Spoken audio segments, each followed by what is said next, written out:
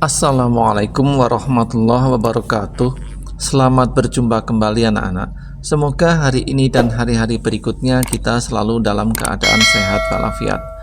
Dan bagi kawan kita yang hari ini tengah sakit, semoga segera disembuhkan Allah Subhanahu wa taala.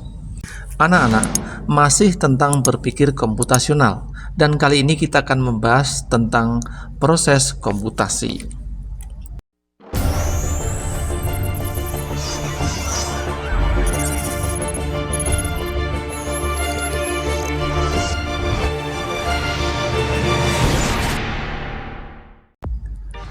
Pengertian proses komputasi. Proses komputasi adalah serangkaian alat-alat yang sistematis untuk mengubah data menjadi informasi yang bermanfaat.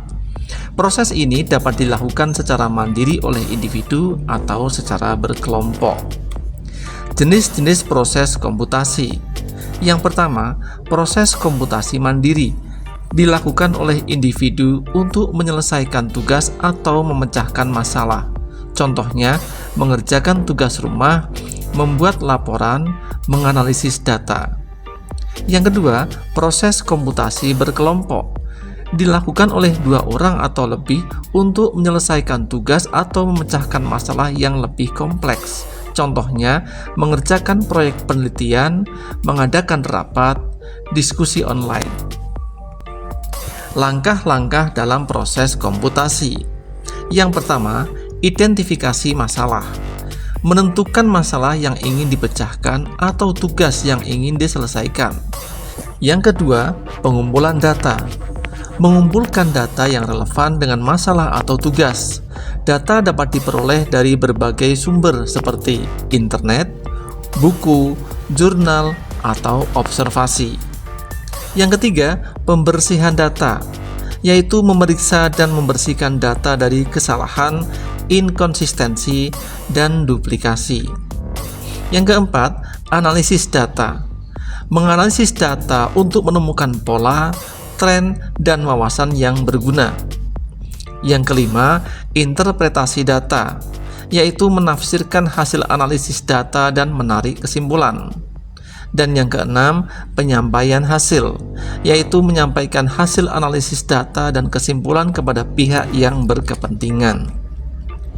Mendapatkan data yang bersih, benar, dan terpercaya. Untuk mendapatkan data yang bersih, benar, dan terpercaya, perlu dilakukan beberapa langkah berikut. Yang pertama, memilih sumber data yang terpercaya. Pastikan sumber data berasal dari pihak yang kredibel dan memiliki reputasi yang baik. Yang kedua, memeriksa validitas data. Pastikan data yang diperoleh akurat dan sesuai dengan kenyataan. Yang ketiga, memverifikasi data. Bandingkan data dengan sumber lain untuk memastikan kebenarannya. Dan yang keempat, menyimpan data dengan aman. Simpan data dengan cara yang aman untuk mencegah kehilangan atau kerusakan. Penerapan proses komputasi mandiri dan berkelompok.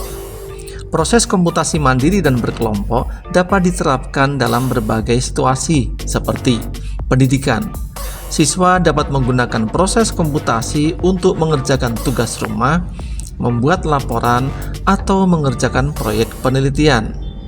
Bisnis, perusahaan dapat menggunakan proses komputasi untuk menganalisis data penjualan, melakukan riset pasar, atau mengembangkan strategi bisnis.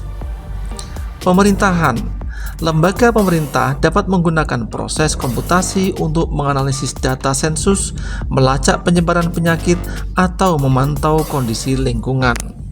Kesimpulan, proses komputasi merupakan alat yang penting untuk mendapatkan data yang bersih, benar, dan terpercaya. Dengan memahami langkah-langkah dalam proses komputasi dan menerapkannya dengan cermat, individu atau kelompok dapat menghasilkan informasi yang bermanfaat untuk berbagai keperluan. Anak-anak, untuk video kali ini cukup sampai di sini dulu. Selamat belajar, selamat beraktivitas, semoga kalian sukses. Wassalamualaikum warahmatullahi wabarakatuh.